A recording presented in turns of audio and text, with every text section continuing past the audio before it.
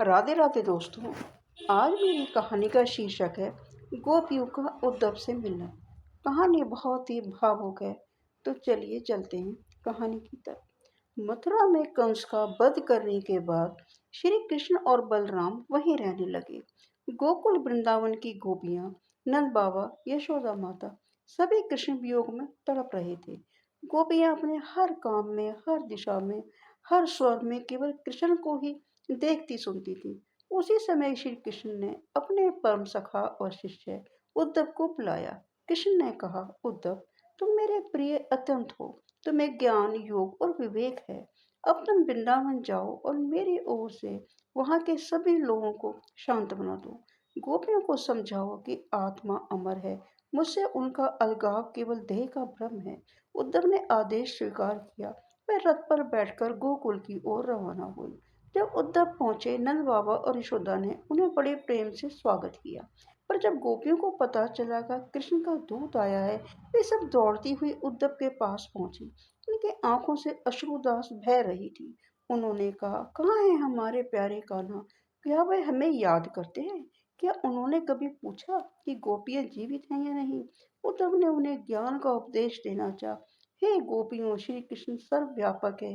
वे किसी से अलग नहीं। जो उन्हें अपने भीतर अनुभव करे, वही सच्चा योगी है। गोपियां मुस्कुराईं और आंसुओं से भरी बोली, उद्धव जी, हम योग नहीं जानते। हमें बस इतना पता है कि हमारा प्राण ही कान्हा है। उन्होंने हमारी हंसी छीन ली, हमारी नींद छीन ली। अब वे हमारे हर श्वास में बसते हैं। हमें समझाने नहीं, हमें केवल उनके दर्शन चाहिए। एक गोपी बोली, आप कहते हैं श्री कृष्ण सर्वत्र हैं, तो फिर वे इस हृदय की पीड़ा को क्यों नहीं देखते? दूसरी बोली, हमारे लिए तो उनका नाम ही जीवन है। अब हम मुरली की तान सुनते हैं तो लगता है जैसे वही बुला रहे हैं।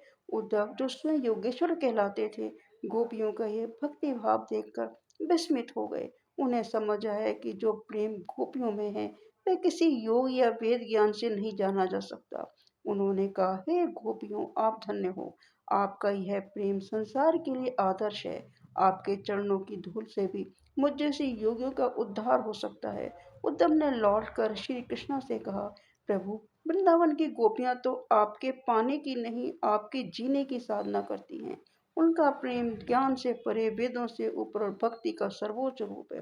श्री कृष्ण मुस्कुराए, उद्धव, वही मेरा सच्चा स्वरूप है, निष्काम निर्मल प्रेम।